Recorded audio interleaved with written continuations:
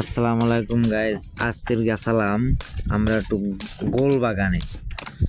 তো গোল বাগানের ভিতরে কেওড়া শৈলে গাছ আছে ব্যাপক, আপনারা দেখতেই পারতেছেন কীরকম ওইগুলো জায়গা আছে।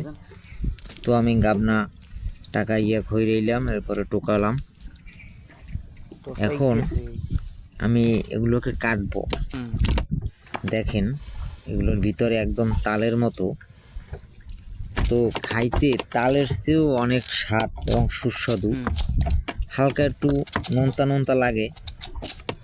তো আসলে সেই স্বাদ যারা কখনো খান নাই খেয়ে দেখবেন, আর যারা খাইছেন তাদের তো কথাই নেই, তারা তো জানেনি এর স্বাদটা কি। তো ভিতরেও মোটামুটি ভালোই হয়েছে আর কি, একেবারে পোক্তও না, পানি পানি,